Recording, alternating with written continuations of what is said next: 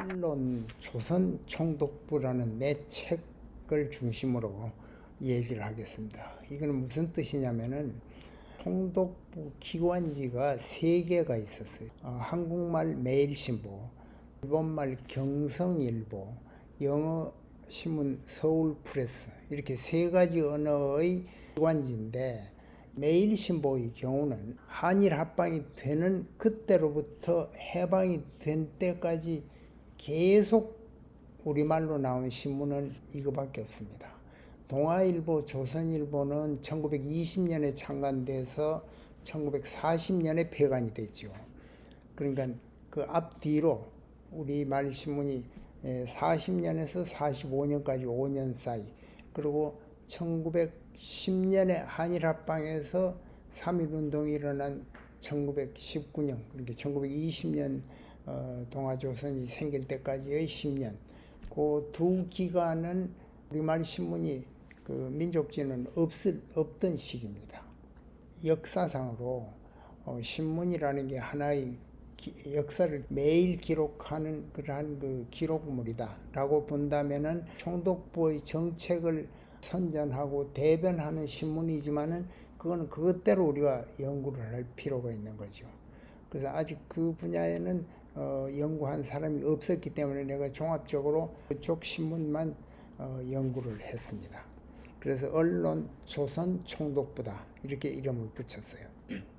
일제기간의 신문 발행 상황을 보면은요, 조선 동아가 20년간밖에 발행 안 됐습니다. 한편으로 상하이에서는 이광수가 처음 창간했던 독립신문이 몇 년 동안 발행이 되었고, 조선 동아와 같이 우리말 신문으로 나왔던 시대일보, 중외일보, 조선중앙일보라고 이름이 바뀌는 하나의 신문이 또 어느 기간 발행이 되었습니다. 전체를 발행 상황을 하나의 그림으로 했고, 매일신보는 사료적으로 일제강점기를 연구하는데 중요한 1차 사료의 가치가 있습니다. 일제의 조선 통치 정책과 홍보 선전 여론 정책이 반영됐다는 시각에서 보면은 연구의 가치가 있는 거죠. 또 민간신문, 그게 조선 동아와 매일신보의 보도 내용을 비교 고찰할 필요가 있다, 이런 얘기죠. 문학사로서 이게 아주 굉장히 중요합니다. 광수의 무정도 거기서 발표됐을 뿐 아니라 그 밖에 문학 작품이 많이 발표가 됐습니다. 신문학 초창기에는 신소설 작가들이 매일신보를 통해서 작품을 발표한 것도 있고, 기자들이 직접 소설을 쓰기도 하고 이랬습니다. 그때는 소설가와 신문 기자가 분화가 덜 됐던 시기죠. 매일신보는 그 전에 민족지였던 대한매일신보를 그 한일합방 직후부터 이름에 대한이라는 두 자를 떼냈어요. 왜냐하면 대한은 국호이기 때문에 대한매일신보의 대한 두 자를 떼고 그냥 매일신보로 이름을 바꿨습니다.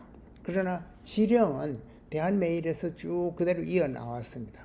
그 다음에 지령을 개성해서 국한문판은 제 1462호, 한글판은 939호로 시작을 했어요. 매일신보. 그리고 일면에도 아주 완전히 내용이 바뀌어가지고 순종 황제의 조칙이 일면에 실렸습니다. 우리가 이제 일본하고 하나의 나라가 됐으니까 앞으로 평화롭게 잘 지내자 하는 거고, 그날짜 사설에 동화, 서로 이제 둘이 합쳐서 앞으로 번영을 누려야 된다, 뭐 이런 사설이 실렸어요.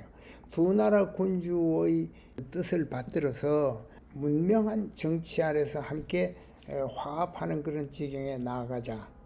평화주의를 영구히 떨어지지 않게 한다. 왜곡된, 말하자면 논설이 이제 첫 토에서부터 실리기 시작합니다. 총독부 기관지는 일본말 경성일보, 한국말 매일신보, 영어 서울프레스, 이렇게 3개가 있는데, 경영상으로는 한일합방이 되면서 한말 민족지였던 매일신보, 대한매일신보를 매일신보로 이름을 바꾸고 경성일보에 통합을 했어요. 그리고 서울프레스는 처음부터 합치지는 않고 있다가 30년 2월에 3개가 다 합쳐졌어요. 그래서 이게 도표로 그려놨는데, 합쳐졌다가 37년 5월에 폐간이 됐습니다.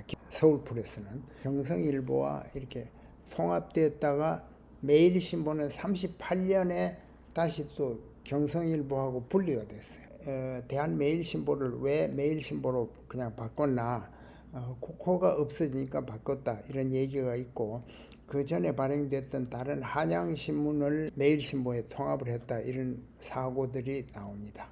천장절에는 천황의 생일이죠. 그때는 특집을 내가지고 사진도 내고 이런 여러 가지 그 매일신보로서는 친일적인 그런 지면을 내기 시작합니다. 분리가 되기 전까지는 일본 사람이 경성일보와 매일신보의 사장을 겸하다가 38년에 분리가 되면서 매일신보의 사장이 3.1운동의 주역 중에 하나였던 최린이 첫 번째 사장이 됩니다. 그리고 여기 보면은 순종 황제가 왕이죠. 그때는 이제 축하하는 휘호를 써놓은 것도 매일신보에 실리고, 정헌이라는 순종의 호로 해서 아주 큰 붓글씨를 써놓은 게 있습니다. 이완용의 축하 글도 여기 실리죠. 또 신문 지면을 어떻게 더 개선했다 이런 것들도 나오고, 순 한글로 발행되던 신문이 또 없어졌다 이런 게 나옵니다.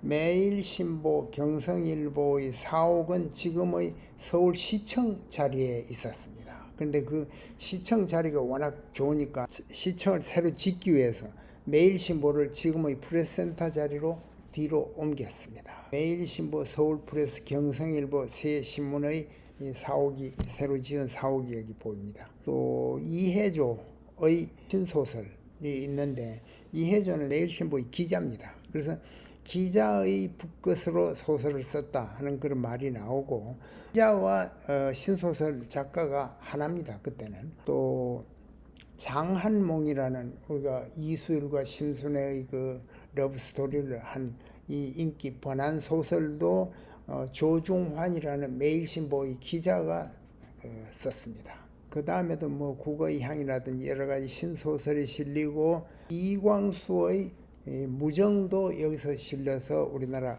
현대 근대 소설의 시초가 매일신보에 실립니다. 그리고 이광수가 오도다파 도보 여행을 하는 것도 매일신보입니다.